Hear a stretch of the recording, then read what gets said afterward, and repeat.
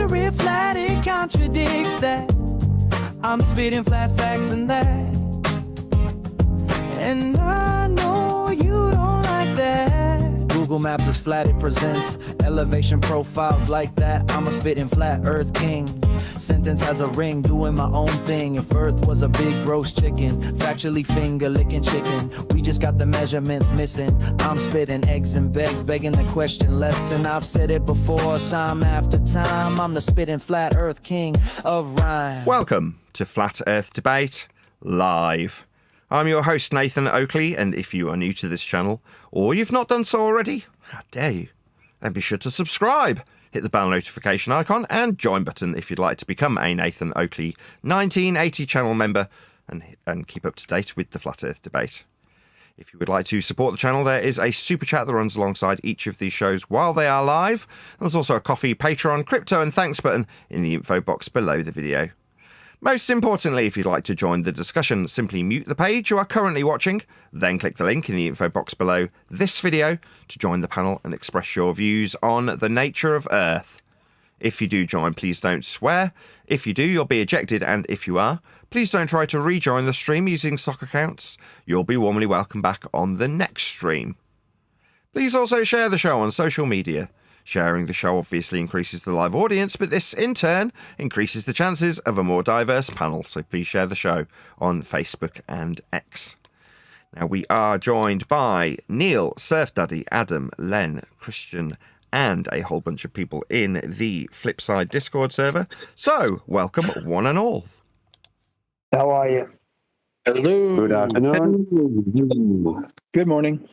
I'm very good. I mean, Nathan. High spirits. I've got something to say before you bumble on more. Bumble on? Cheeky bastard. Go ahead. You were bumbling on so much in the pre-show, I couldn't even get a word in. Go ahead. About your book. Yes. About your book. Now, I've said this probably 10, 15 times. Do you have a pencil or a pen handy? No.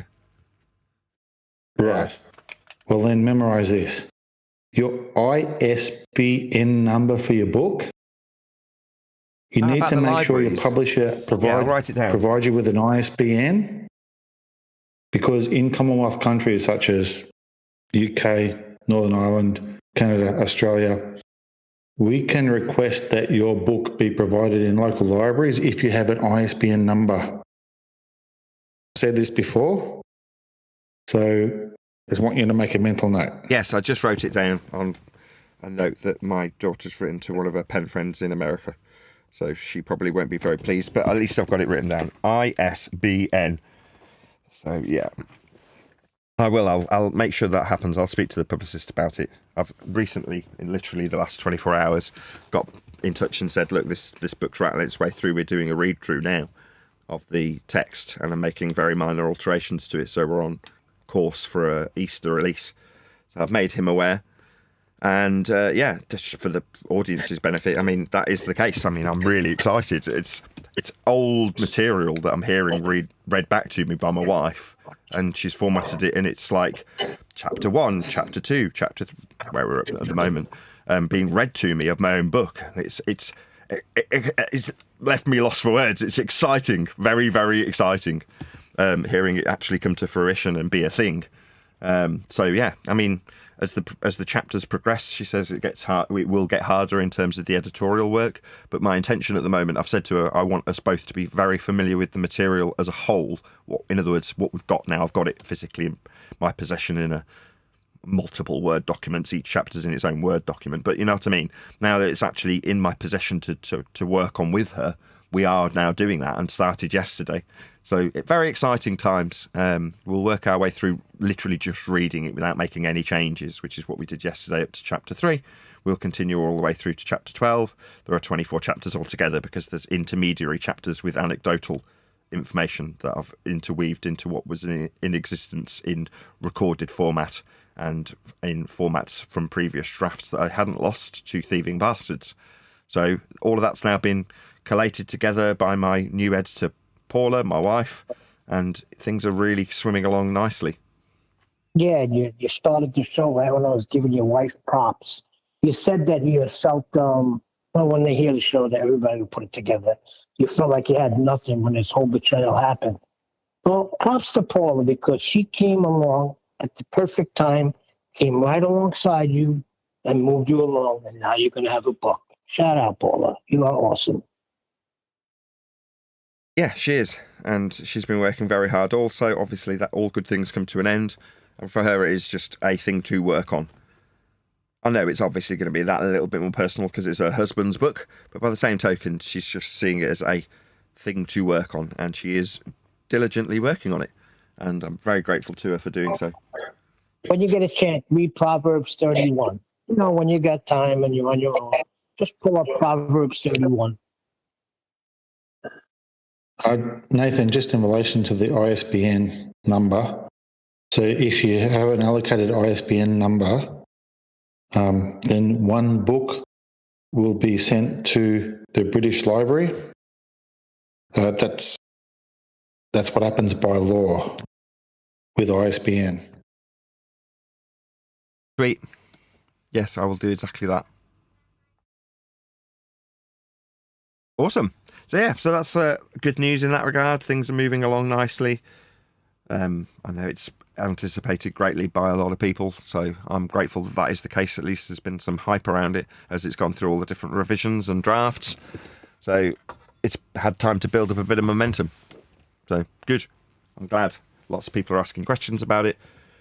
Although there's a certain handful of people out there that would rather it wasn't going to get published. That is to say, the anti-flat earthers who want to infer that there's no chance it'll actually come out with words like, you'll never get a book published. You're like, yeah, I will. But they're hoping. It's wishful thinking.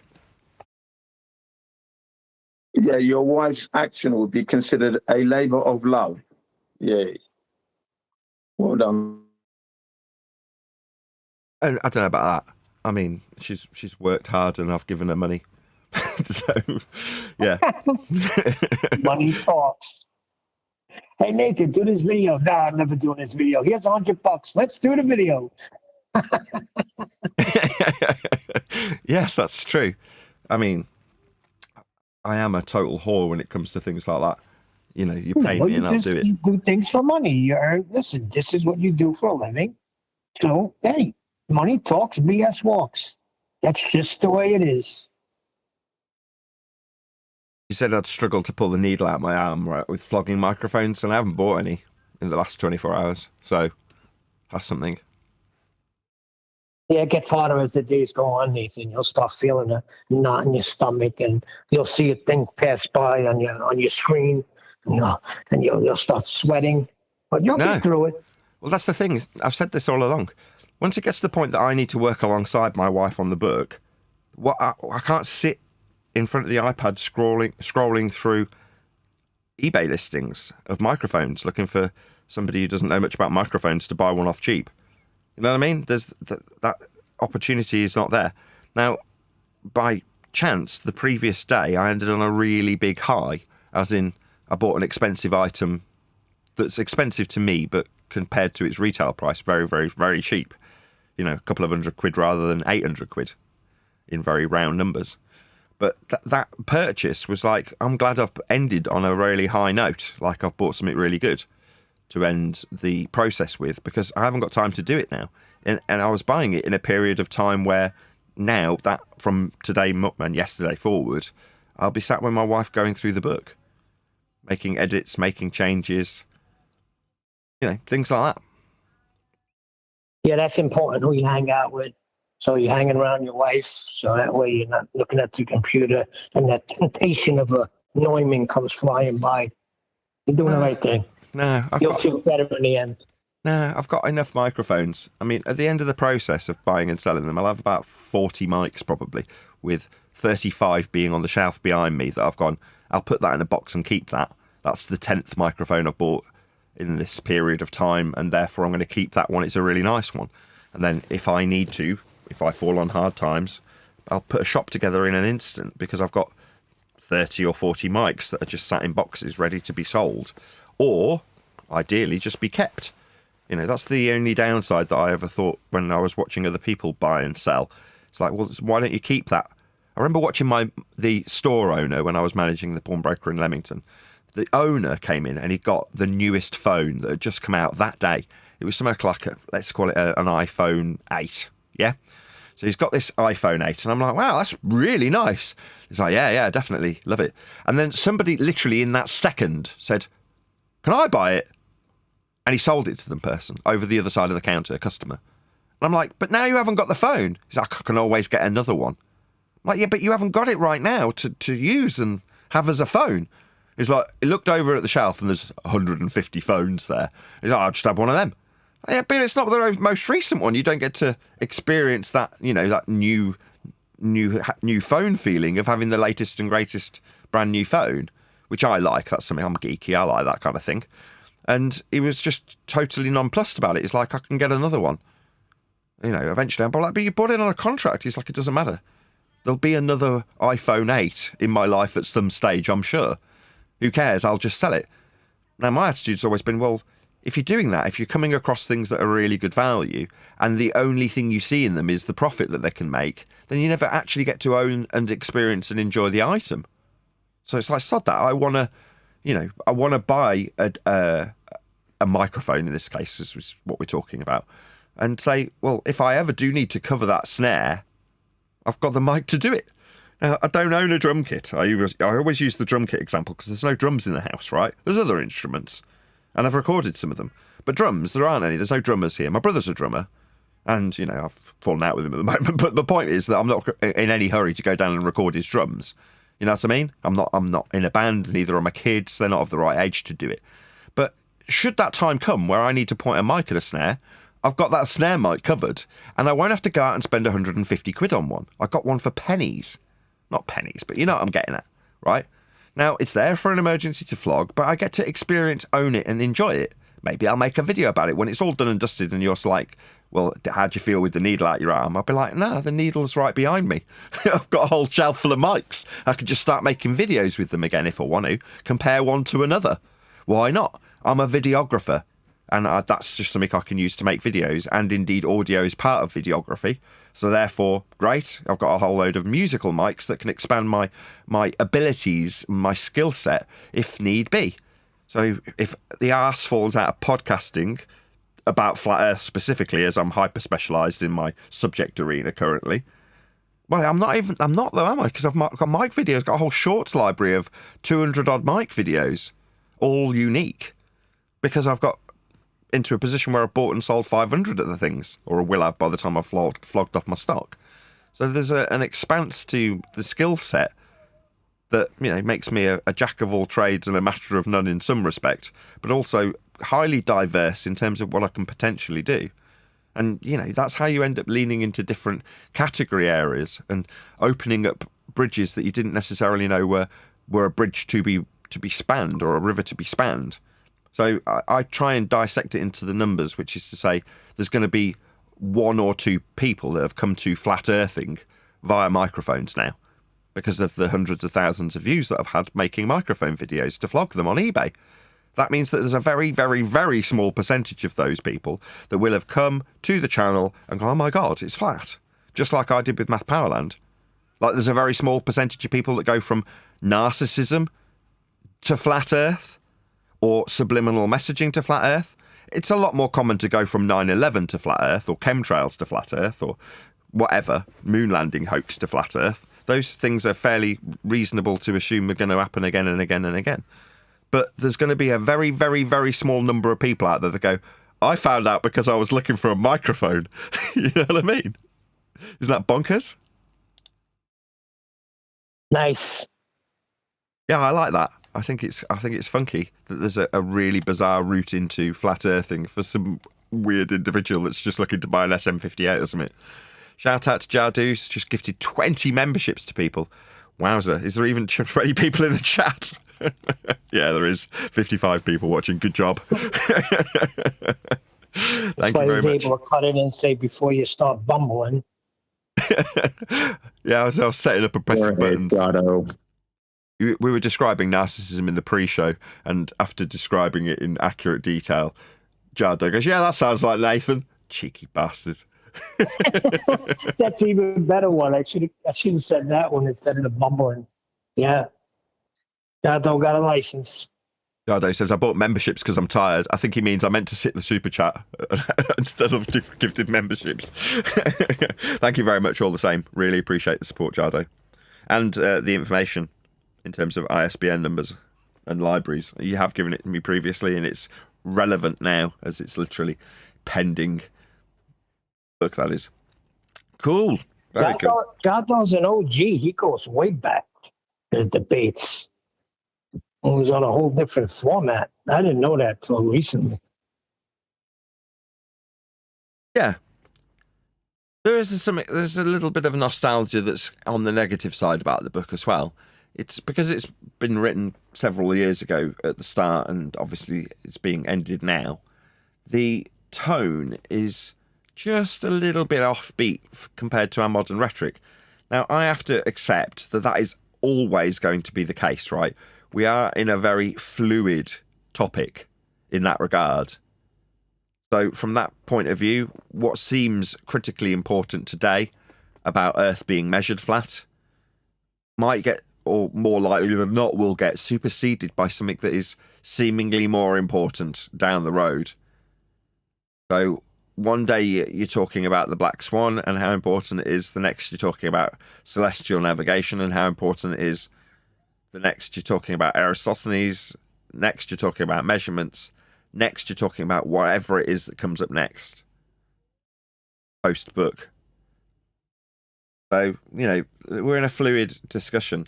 So hearing some of the stuff from 2024 back to me in some of these chapters, I'm like, man, that is not how I would phrase things today about the scientific validity of it and telling your opponent to give you science. You're like, yeah, that's very 2024. Talking about it in the context of being, that's flat earthing, in terms of it being a debate. When I hear it back, I'm like, I'm not going to change it because I'd have to fundamentally change the entire chapter to do so. But when I hear it, I'm like, it kind of does mark the end of an era of doing things, a way of being a flat earther that is just dead to me and starting to die for a lot of the people on the panel. They don't want to be those debating ninjas that we described ourselves as a couple of years ago.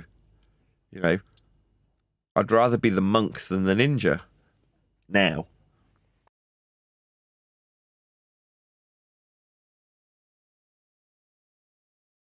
Another shout out to... Oh, 1 minute, let me scroll down. Bear with me. Super Mo Shady. Bottle of water. Don't know what that means. Thank you for the super chat, though. The water, I got a hot cup of Joe. Thank you for the super chat. Really appreciate the support. I honestly think that whole flat earth ninja nonsense, I just think people weren't sure. I don't care what you say. You're still fighting and debating. Perhaps maybe you're not sure yourself. Because when you come to a place where you know, like, holy shoot, the measurements just knocks everything out of the way. Well, I didn't want to fight about it anymore. Like, makes no sense to me. Just point in the direction it is. Like, not even the winning point, the obvious fact of what Earth is. Then there's no more debating. It's like, geez, why didn't we pick this up earlier? Yeah. And as you put it, I couldn't agree more. You suddenly, what seems so important that you are capable, something I held myself in high esteem for, I'm capable of battling toe-to-toe with the flat earthers and the other woeful opponents fall in the wake of the might of the flat earth debate team and what we stand for and how we discuss these things. Now I'm like, oh, I don't care. I'm not melancholy for that person. But that person does seem dead to me because, as you put it, you evolve beyond it. You're like, I don't feel the need to convert you. You will be using these measurements anyway. So it's just, in my opinion, inevitable. Here's a way of summarising it. I don't feel there's a necessity for me to do anything anymore, right? When I now recognise that rewinding the clock 2 or 3 years and listening to, I don't know, Simon Dan talking about measuring a flat plane of reference or heights off sea level or distances in miles or kilometres, whatever it may be, that person was already, without question or intervention from me, utilising Earth as a flat plane, measuring Earth as a flat plane, dealing with Earth as flat. There's no other way to deal with Earth. That's how Earth's dealt with. So therefore, it kind of makes you feel more empathetic towards their position when they feel like they're an insignificant speck of dust. Because in this regard, we are inconsequential to whether or not people will automatically be measuring Earth flat and have always been measuring Earth flat. Now, their recognition of what they're measuring flat anyway doesn't really affect me very much. So you go, so what am I doing? Why do I want to debate Dave McKeegan and convince him one way or the other? Now, in his mind, he's saying to someone like Wandek, I don't want to be welcome to Flat Earth. You're like, yeah, because you're obviously defining yourself with what group you're associated with, and not being associated with that group is something of concern to them. Me, I'm like, I don't care. You'll be measuring it flat either way. So what difference does it make to me? If you're part of my group that I don't even want to be a group anyway, beyond my YouTube channel and its community in that respect, as a videographer, the Flat Earth bit, don't be a part of that group if you don't want. I don't care. I'm not going to welcome you anywhere. It's not incumbent upon me to do so anymore. I don't feel it necessary. It's, I don't know, a humbling experience to realise that I am utterly inconsequential to whether or not Earth's flat or not, and how it's dealt with. It's being dealt with flat by everyone without exception, if I do a damn thing or not. Just a shout out to Simon Dan and his cult Flat Earth following.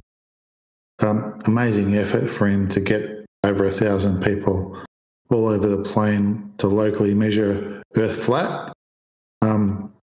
He should be given a gift from all flat earthers. Yeah, it's a good example. So you could argue that but for the fact that we were antagonistic towards someone like Dan, it pushed him into a position where he went out and measured Earth. Therefore, by default, he's going to measure Earth flat, and he did. So, but for the fact that we were antagonists in that process, he might not have gone out and measured Earth at all, therefore maybe wouldn't have gone out and measured Earth flat. But the way I see it is, as I just described earlier, quite the opposite. I don't feel like I needed to do anything. If it wasn't Simon Dan measuring elevation angles to the sun, it would have been someone else, because the entire principle of how we look at the world, offer up time, come up with our dating structure, just deal with Earth's surface is the same for everyone and always has been. So it didn't matter that I antagonised someone like Dan and provoked him, you could say, or argue, that that was the circumstances. He was provoked into measuring Earth flat. You're like, no, he was provoked into measuring Earth. How Earth got measured, regardless if Dan did nothing as well. That's a better extension. So if Dan didn't do that, the 1,000 participants measuring Earth flat at Dan's behest, if he had said nothing and got no support or not even intimated that he needed to do that, Earth would have still required measurement in the same way for anybody who measured Earth. It wouldn't have mattered that he didn't do anything, would it? Next man who comes to measure elevation angles to the sun just measures elevation angles to the sun. They're flat. Earth's flat to do them. It's what we do if we're measuring angles to the sun, and we use that concept, that process, whatever you want to describe the heavenly bodies moving and how we measure them.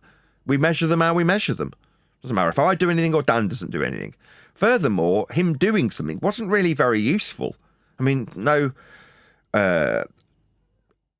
technological advancements have come as a result of Dan and his 1,000 participants measuring Earth flat.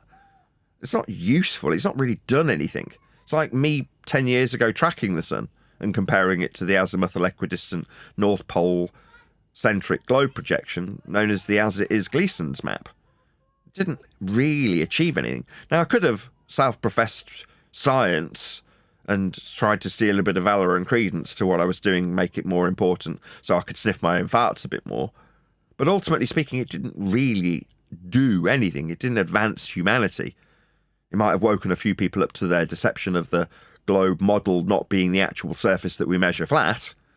But that knowledge, again, doesn't change how Earth gets measured. Me doing something 10 years ago with tracking the sun didn't change anything about how Earth got measured.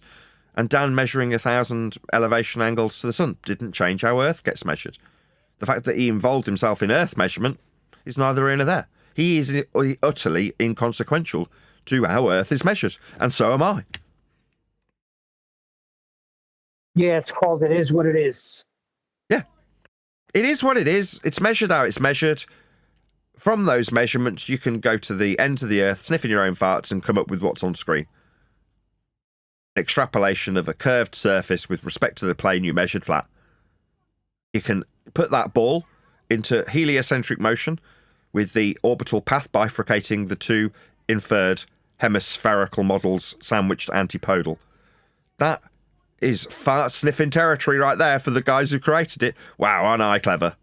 I've explained epicycles with this shit. Aren't I amazing? Num num num num num.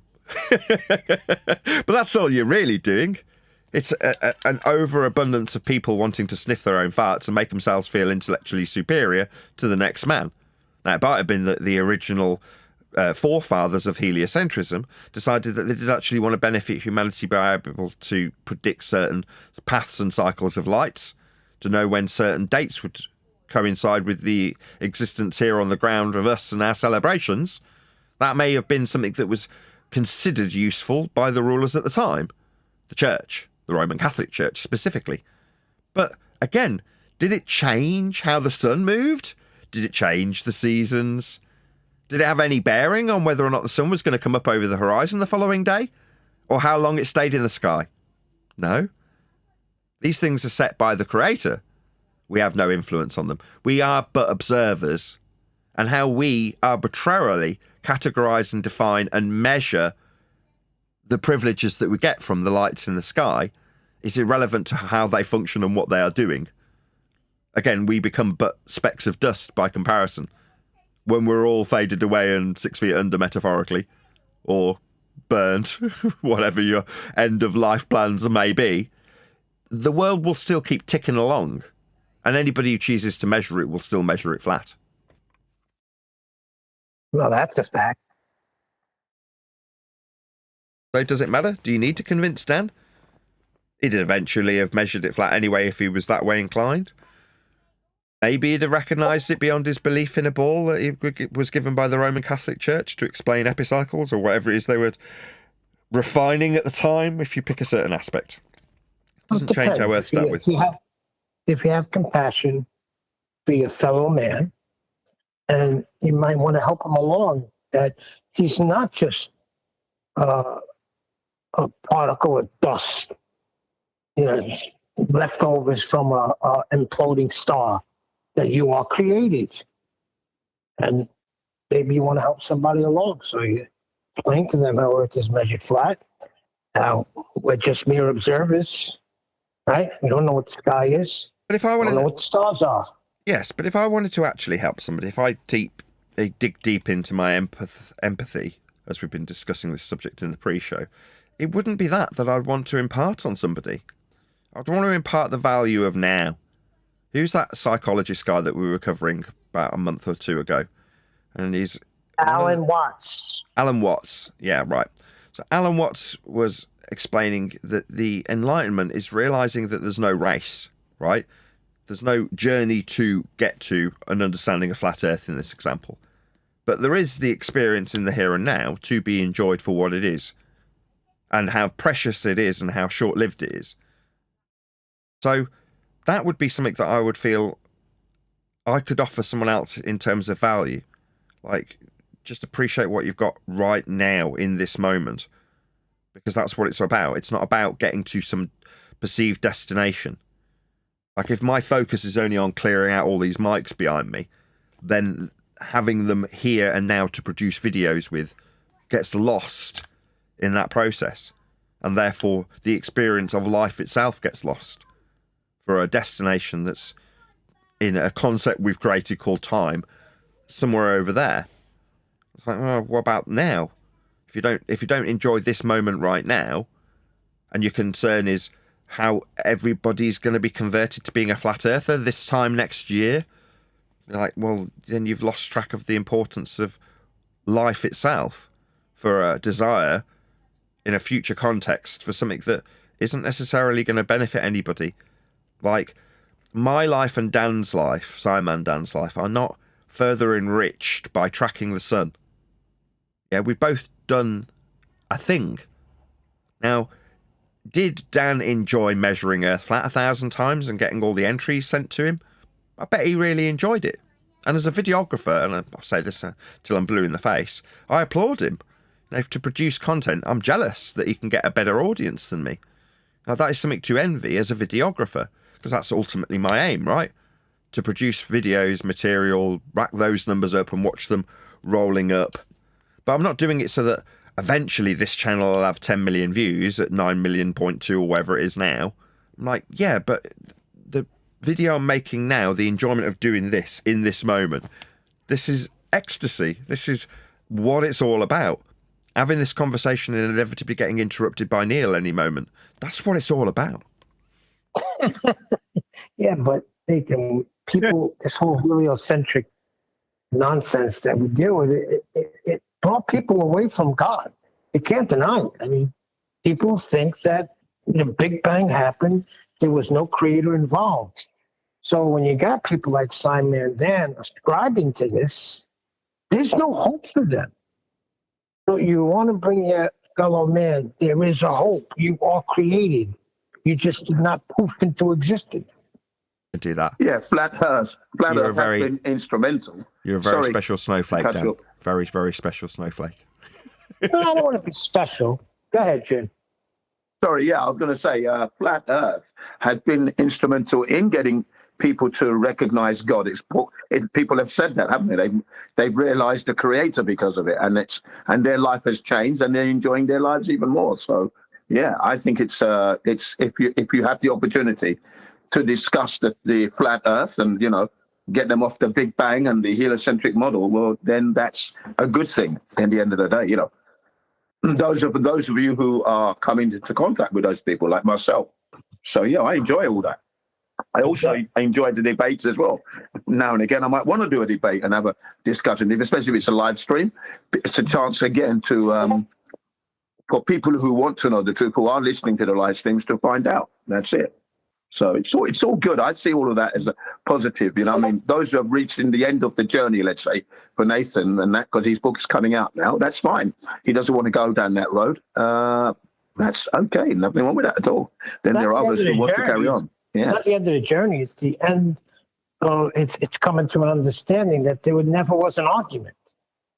So yes. I think that's what Nathan's really pointing at. There never was an argument or debate. Always exactly. That debating, I'll use it as a book analogy. It's the end of a chapter, if you will. Now, if the book is life in general, that is a chapter of my life that was enjoyable at the time and seemed incredibly important. Now, in the moment, it seemed important for the reasons I'm giving now, that you should extract out every piece of enjoyment that is capable in that moment. So what my focus was back then seemed critical. Now, but for the journey, I wouldn't be where I am now, so it was part of my path to enlightenment in this regard. If I'm going to describe myself as being a monk rather than a ninja, back in the day when I was fighting it and duking it out with the opponents. Yeah? Well, that's part of the journey, so it's important. I wouldn't be where I am now, but it doesn't change that chapter seems to be closing, and there's a certain amount of melancholy when you look back on it and go, wow, if only I knew then what I now know, then things might have been different. Now, it doesn't mean that I regret any of it. I don't, absolutely not. I'm glad my journey is what it is, and I've enjoyed watching my kids grow up for the last 10 years. They're still doing it now. But it doesn't change that as I listen back to my own sentiments from even a couple of years ago in my own book, I'm like, this represents a different time. And it's only a couple of years ago. It's bizarre. But it is. Things have changed.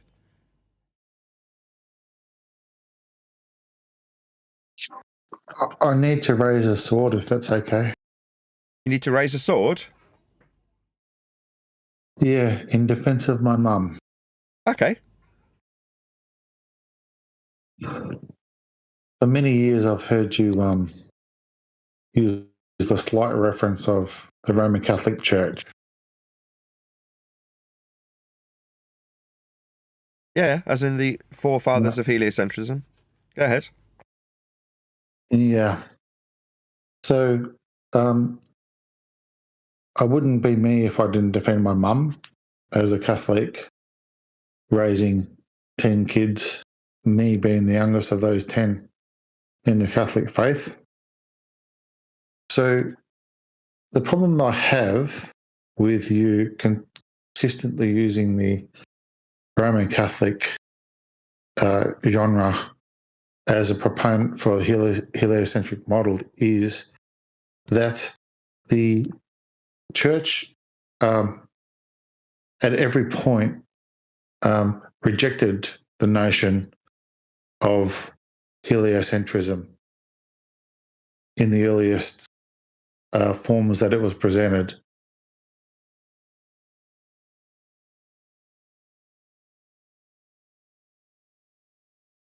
That's not true. You had Calvin and Luther fighting against it. They weren't Catholics. You think Martin Luther wasn't a Catholic? Really? Luther was a Lutheran Protestant. No. Look, do your research a little better, John, though. I'm a little surprised.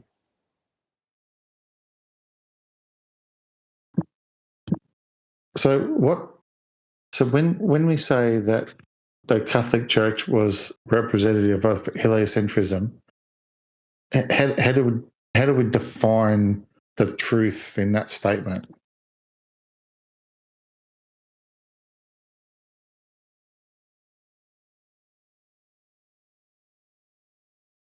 All you got to do is look at their pictures of Jesus and what's behind his head. That's raw. That's not how you validate it. You validate it through history. Really? So when you put the sun behind the dude's head and call it a halo, and you're literally lying because it's the sun, that's not sun worship? He's talking about how you validate what Nathan says. Now, a picture could be You some look sort at the Catholic evidences, Church, and that's where you start. Are you going to talk to me, or are you going to let me finish? Yeah, because I heard you, and all you got to do is start with that, and then go research more.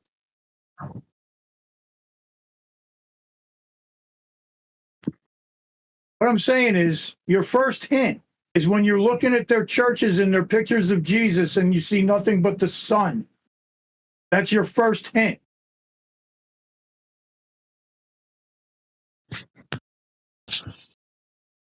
Yeah, but reference is Copernicus, isn't it? Copernicus is the one who proposed the heliocentric model to the church, was accepted as such. No, it wasn't accepted. That's what they say. They played a lot of games back in the day.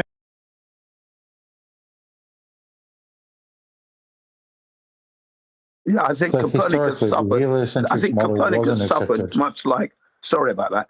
I think Copernicus suffered much like Sir Isaac Newton in that Copernicus's work was a work in flux. He hadn't completed anything, and he wasn't ready to release anything. He was working with it.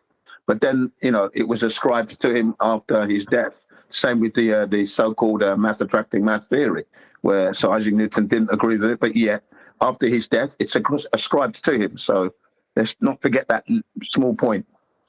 No, you can't deny the fact that the Roman Catholic Church, they promote heliocentrism.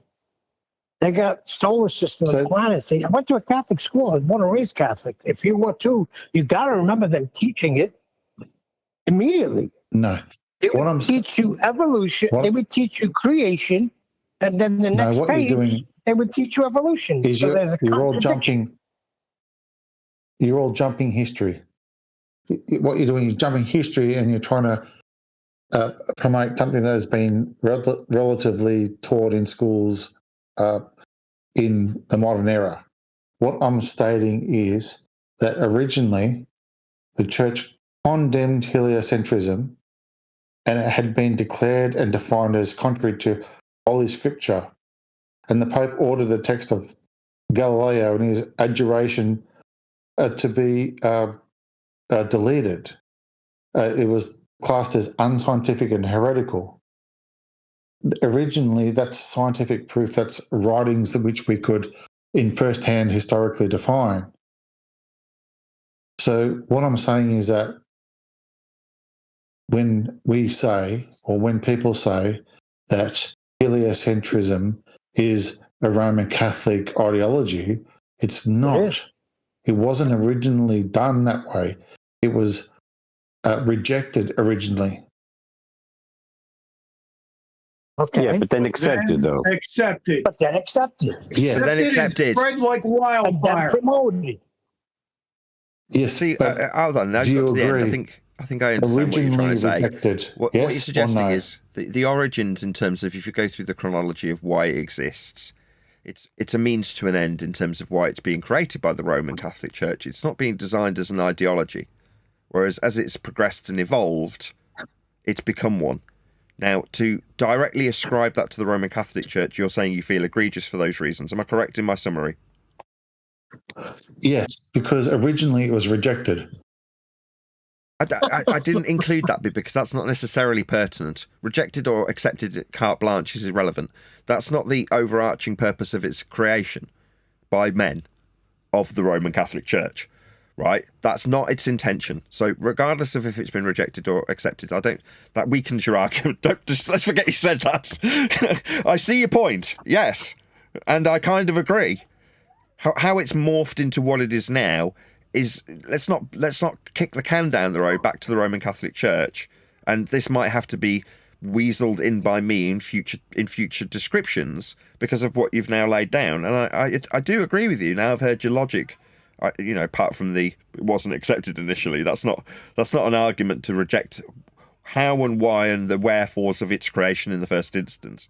It's not created to turn men in 2026 into insignificant specks of dust flying around in a sky vacuum. That is not why it was created by the Roman Catholic Church. That was not its intention. That's not its purpose. It's a mathematical means to an end by very smart men. And in a similar vein, 5 years ago, I used to declare my admiration for it based on their perceived genius for coming up with such outside-of-the-box thinking to square a circle, to explain the path and trajectory of lights and give us concepts that are useful. Now, that is something that is so beyond me, I couldn't do that. Now, the fact that it's been turned into something that it isn't means that if I just draw a direct connection and blame the Roman Catholic Church for heliocentrists, that's a step too far. When you say you raise your sword for your mother as a Roman Catholic follower, preacher, professor, whatever she is justified, and I agree. Well, you could say religious men. It doesn't matter. The fact of the matter is they had the scriptures to rely on. Whoever did it went outside of the scriptures. And we're sinners, though. We are all Bottom sinners. line. Yeah, but Nathan, sin is one thing. Sin is missing the mark. When you go outside the scripture, you're willfully I got you the first time. Something. I heard you. Forgive them, Father, for they know not what they do. You stopped me for a joke, really? No, I was being Sin dead is sin. serious. That wasn't a joke. They did not know that they were working to contradict the scriptures. Now, through, let's say, satanic or nefarious means, it may be that they were coerced into such a task. We don't know. I agree with that. Right, so forgive them, Father, for they know not what they do. The fact that they created a monster wasn't their intent. That's Jardot's overarching point, or what I've decided to extract from it. Fine, you could just say religious men of the times. Doesn't matter. The fact of the matter is they went outside of scripture, and when you go outside of scripture, you're going to be lost. I'm not going to do that either. I'm not going to demean our historical prowess in terms of understanding where it has come from. It has come from the Roman Catholic Church. That much, in terms of your objection, still stands. I'm not going to not say it because it offends Roman Catholics, because they're like, well, I didn't stand for the satanic deceit of the heliocentric. No. That isn't a reason to not to deny where it is originated. It did originate with the Roman Catholic Church. It came from priests. But the fact that the scholars and learned men of the time were all priests, because that's like being high up in government in modern times. You know, to be influential, you have to be in a certain position of power in modern times. So 200 years from now, if we go, yeah, but they were government. Are you having me on? Government? And you're like, yeah, I know. You're like, well, no, they'd have had to have been, because those were the people that got to do those things. And if you weren't, you didn't. So to criticise them on that score, it's like they were men of the Roman Catholic Church. You don't have to bloody like it in that regard. Now, the connection from there till now is too brief if it's summarised in the way that I am phrasing it. That's Jadot's criticism, because it can, for a Roman Catholic, or just a Catholic, you can wince when you hear me say that. Oh, as we've got empathy on the subject of today's docket, I should have some empathy towards those people. It's like, okay, I can see why that could be perceived as egregious for you as an individual. It doesn't change the history. It is what it is. But that might need a little bit of weasel word clarification in terms of my sentiment from 5 years ago of having admiration for their endeavours, because they're just trying to square a circle at the behest of their masters. They're not trying to indoctrinate people into a world of heliocentric deceit and praising a non-god above the god that is the creator. That's not what their intention was. Correct. What if it was all an act? What if they were just pushing heliocentrism with an act? So a guy comes, Galileo, right? The church says, oh, heretic. And then next thing you know, they don't kill him or anything. And then there's writings and saying that he could have even become a Jesuit. This is how like insane this all is. So you really have to look a lot closer. They just didn't kill him. And there's scientists and there's astrologers and there's everything else that's preached. They did punish him. Okay, you said that was the bottom line. Where was the information about him being a Jesuit? This is the other thing I want to have a go at. You know, the elucidation of Jesuit. Who's a Jesuit? A Jesuit. Came from the Jesuits themselves. Just go. There's a channel on YouTube that literally gives you all the information on a daily thing. There's also Rome Reports. Darren Campanella. Right. Okay, so the local. So Galileo and Copernicus were Jesuits, yeah? And Jaron. No, that's not what I said. That's not what I said.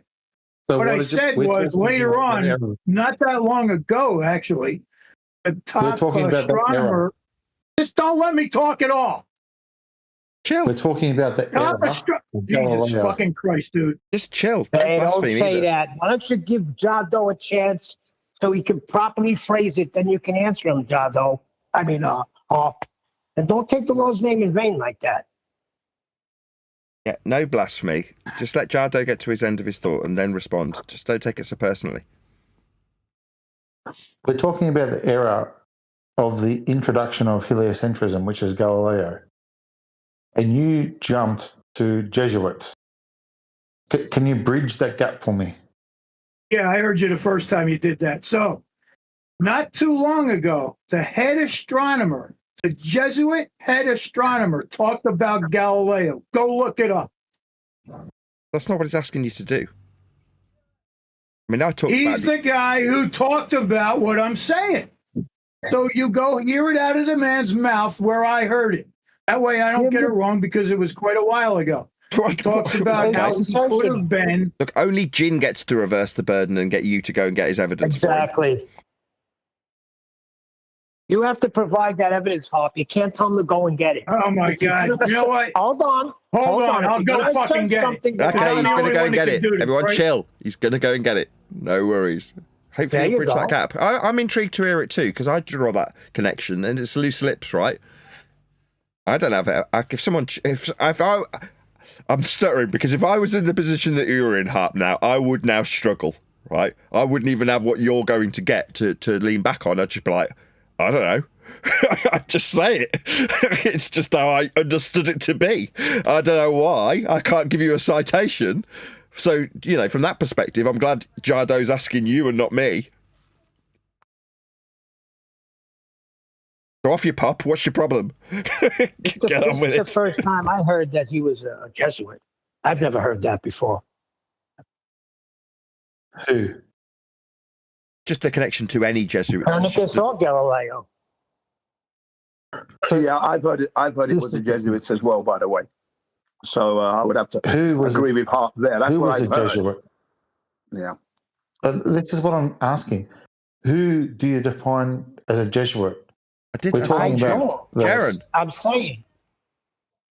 Who? I'm saying I never heard Galileo or Copernicus with Jesuits, if that's what you're saying.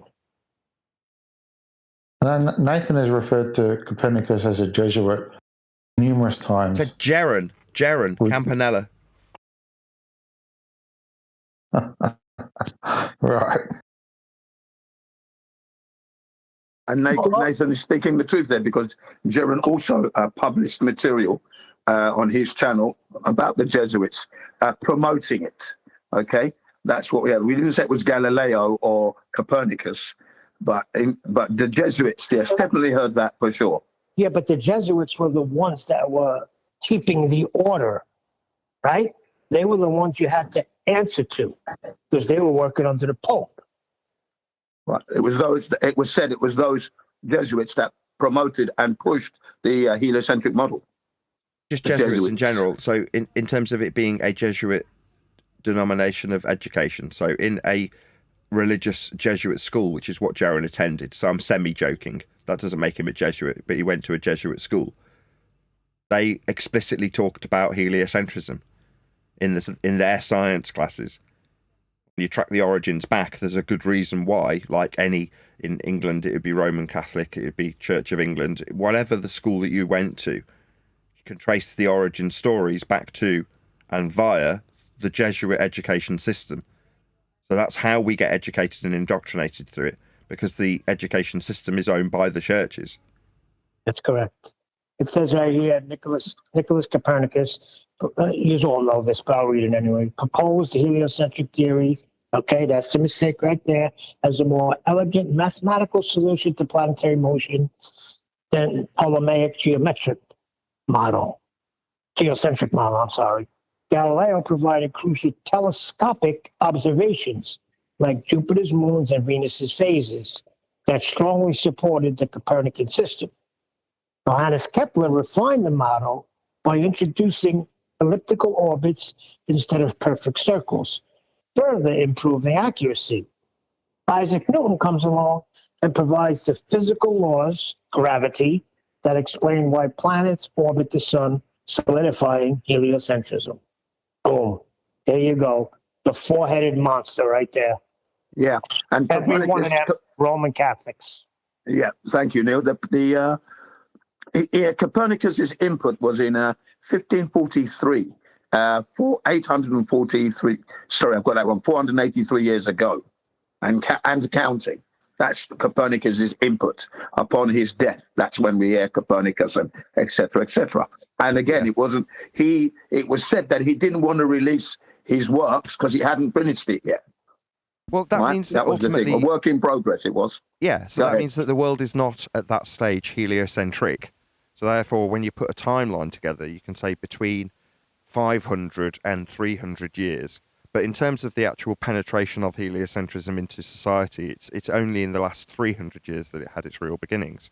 Because, like you say, if the work's semi-complete 480 odd years ago, then you can't describe everybody being on a world that moves around a sun, and it isn't the Ptolemaic previous systems that were understood, regardless of if they're spherical.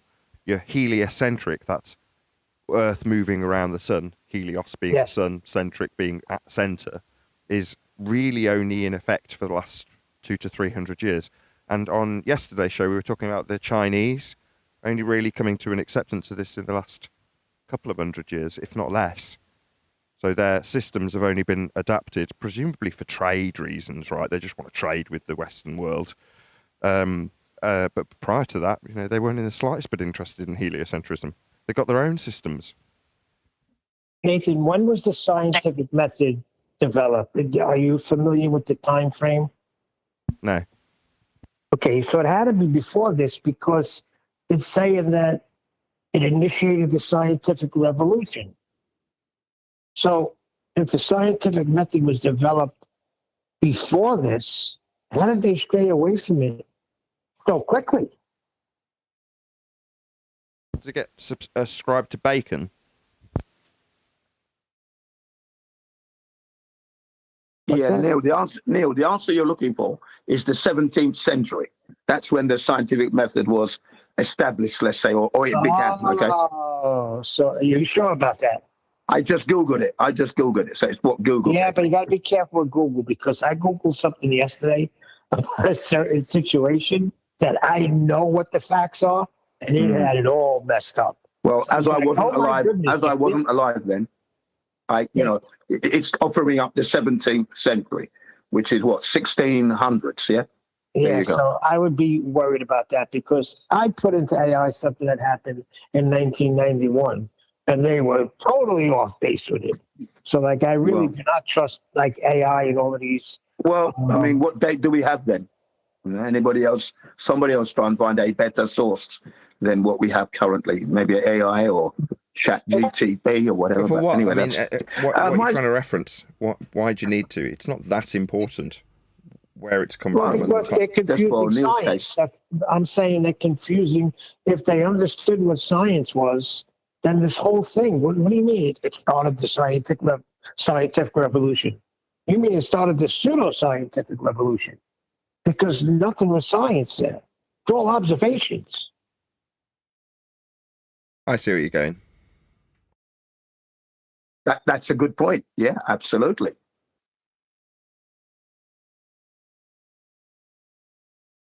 Oh, really? I have Al Hazen. Well, Neil, to be honest with you, the first statement that you just read is a mathematical model, but not scientific.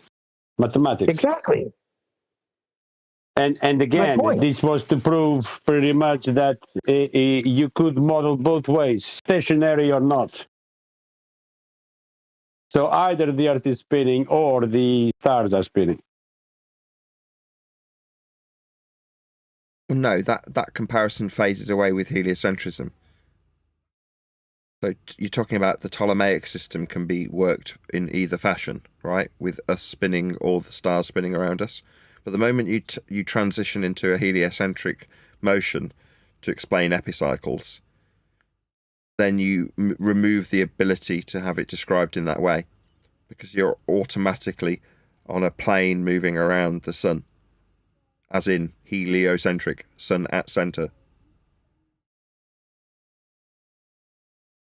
Yeah, once Copernicus came along, it got away with Ptolemy. Hold on, Neil. Professor Brian Cox says there is no experiment you can do to detect the movement of Earth because of relativity. So the mathematics, they can only work with mathematics because physically there's nothing you can do to measure the movement of Earth because it's not moving. Well, yeah, exactly. So it's not necessarily that it can't be scienced because it's maths only, or because you can't demonstrate it by comparative terms. It's because there's no observed natural phenomena. So I can't remember if this was covered on Friday or Thursday, but there is no phenomena unless it's an observed phenomena. So if you're going to say, well, the Earth turning, you're like, well, no, you're drawing inference in terms of what you appear to see, if you're going to suggest it, with the movement of the stars. That is to say that their motion is only apparent and it's Earth moving. That's your inference that you can impart upon what actually befalls your eyesight. That's to say the stars move. But for it to be a phenomena after the fact, you've got to take your inference that it's actually the surface you're standing on that's moving, causing an apparent movement. That becomes the phenomena. Well, it can't be step one of the scientific method unless you actually observe that to occur. So that is to say you'd have to detach yourself from the surface and watch the surface turn in a separate reference frame for you to say, I have now observed that phenomena, so it can become my dependent variable in a hypothesis. Then you could move on to supposing causes of the Earth's rotation if you'd observed it to occur. But it fails at step one. Nobody's observing Earth moving. Absurd. Exactly. They're observing everything in the celestial, everything the celestial bodies are doing. That's what they were observing. So they can't take it any further than that. Right. If you want to classify it as a phenomena and adhere to step one, you go, okay, well, step one, observe natural phenomena. What's the phenomena? Stars moving. Perfectly legitimate phenomena to study. Okay, so now let's vary the presumed cause of that effect, because that's what this then boils down to. You're asserting, if scientifically trying to claim it for validation, that the Earth turning causes the apparent movement of the stars. Well, to validate that, what have you got to do? Vary and manipulate, as a researcher, something that is A, real, B, capable of variation and manipulation by you, the researcher, and C, your independent variable in the hypothesis. Is it capable of being varied? We're talking about a suppositional of Earth movement, not something that you can vary, not something you can independently vary as a researcher, because it's not real. So it fails two of the three criterias. You can write it down, independent variable, Earth turning. Now, that's not real. That's not something you can vary. So it fails two of the three criteria for being an independent variable to have it be validatable as science. It's not. But what you ultimately want is, as a heliocentrist, like we observed with the pink writing when QE was taking us through these steps to educate us in science and the scientific method, they want to substitute what is the dependent variable effect for the cause. So they want to call the effect the cause. So they say that the effect is Earth turning. You're like, no, the effect is the stars moving. Your alleged, yet to be validated, made up inference is that you've got an Earth that turns, something that's not validatable. But if you can turn that into the dependent variable, suddenly it sounds very sciencey. Yeah, exactly. Cool. Doesn't time fly when you're having fun? Yeah, Harper's still looking for that proof piece. Yeah, he's going to have a hard time there a little bit because he's going to have to delve back into his library of information that he has, no doubt. With the flat Earth thing, I've always said that everyone's a flat earther because we are all born onto a flat Earth. So by default, we're flat earthers. And then you have your flat earthers in denial, fair enough. And then you have your flat earthers gonnabes. That's how I categorize it, the situation.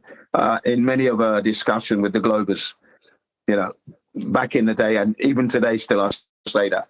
So we're all flat earthers by default because we were born on a flat Earth. And those of you who are saying, no, well, you're denying that. Flat earthers deniers. And then they're flat earthers going to be, because once they investigate it, they're going to realize, yes, indeed, I was born on a flat Earth. There you go. It's just whenever they come to it's not a belief system that you could be part of. Well, that is all true. It's more down to whenever anything to do with Earth is put into a practical application. So we made the example at the top of the show about Dan. Now, I wouldn't say that him inviting participants to go and measure elevation angles to the sun from a flat plane of reference was in any way actually useful. Like, it wasn't like he was lost at sea and needed to find a fix or anything. It was a bit of a folly. Same with us invalidating the claim to be validity of an azimuthal equidistant North Pole centric globe projection in the form of the Gleason's as it is map. Us validating, or in reality debunking, it as a true representation of the land masses didn't serve any real purpose.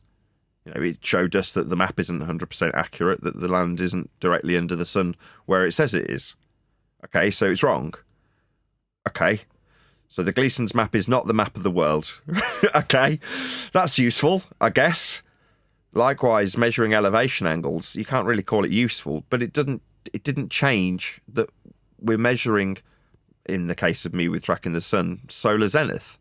You know, a flat Earth prerequisite that's being whistled past. Or in the case of just measuring the sun for its elevation angle 1,000 times, you're measuring an elevation angle off a flat Earth. Now, you can deny, or I am denying, the actual usefulness of that in reality. I mean, there's no technological advancement coming from it. There's no topographical mapping advancement coming from it. There's nothing coming from it, really. It's just a folly. I mean, a bit of fun if you're a YouTuber, right? And you want to confirm your religious belief by measuring Earth flat for a bit. Well, then great. You know, that's about all it's achieved, though.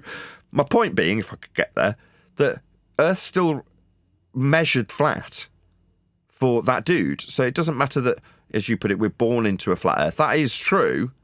But when you come to actually put anything into practical application, be it for a folly, for a bit of enjoyment, or to actually save your life at sea, or keep an aeroplane from crashing into the Earth when in level flight, those things require you deal with Earth as a flat plane.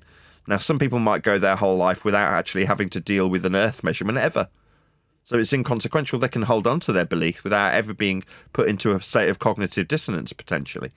But if you're ever going to do anything practical with Earth, you'll be dealing with it flat. I don't have to say anything. That will still be the case. Was that AM or PM? Was it local time?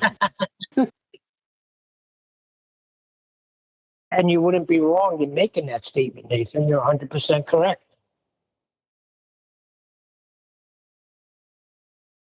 Did you want to hear the rest about this Jesuit astronomy or no? Yes, that would be the perfect way to round out this live stream. Oh, really? Because I couldn't get in. Because you guys sorry don't about stop that. Welcome yagging. back. Go ahead. Welcome All right, back. Okay, so when I went to look for it, I couldn't find it. But I did find Mi'kmags, right? Then I started thinking, wait a minute. I literally copied and put that video out. So here I'm going to give you the full video. Because I literally made this video. It's not me making it. It's just me copying it, putting it out there. Oh, yeah, that's the Jesuit brother Guy Consul Magno, Vatican astronomer. He's a senior Jesuit. Now, if you want to get to it quick, you go up to Devil Jesuit astronomer Guy Consul admits Vatican supported Galileo. Right? It's a very short video, gets right to the point. And then if you want to see the whole, like it's almost 30 minutes, you click that last one. And it tells you everything about the games they play. I mean, if you're reading in between these lines, see, that's what you need to do. They were playing games with us, just like they do today. One's against another and the other's against another, and they got you arguing. In the meantime, they were with it and for it the whole time. It's just a load of crap. I'm saying, how do you know? Does this validate what you're saying? How do we know because that? It's literally the Jesuit astronomer, a senior Jesuit, saying it. That's why. A whistleblower. No, I just think he's saying because the Jesuit's saying it. That just go look at the videos I posted. You asked for the proof. I gave it to you. Now you're on your own. I was looking for a section in my book where I described Jaron as a Jesuit turncoat. I just couldn't find the section. I found a different section describing a bit about Jaron. Yeah, he was high school. That was Jesuit high school he went to. My two stepsons, they went to Jesuit high school. It just made them idiots. It didn't make them Jesuits, you know. Just defeated your own Jaron standards. just was from the start a con op. That's all there is to it. He was controlled up. You hear what Nathan said? He didn't, but that's fine. With that, I'm going to say, if you are watching this on either Nathan Oakley 1980 or Nathan Oakley Bromering streams, then stay tuned, as there will be an after show to follow. Unfortunately, if you are watching this live, this is where we bid you farewell. So another massive thank you to Jardo for smashing the super chat, along with Super Mo Shady, and to you for liking, commenting, sharing, subscribing, joining as a Nathan Oakley 1980 channel member if you got gifted one of those Jardo memberships, and all that good stuff. I've been Nathan Oakley. Once again, stay tuned if you're watching an after show. Massive thank you again to today's Discord and G+ panels, and I will see you all in the next video. But when you measure it flat, it contradicts that. I'm spitting flat facts and that. And I Maps is flat, it presents elevation profiles like that. I'm a spitting flat earth king. Sentence has a ring, doing my own thing. If earth was a big roast chicken, factually finger licking chicken, we just got the measurements missing. I'm spitting eggs and begs, begging the question lesson. I've said it before, time after time. I'm the spitting flat earth king of rhyme.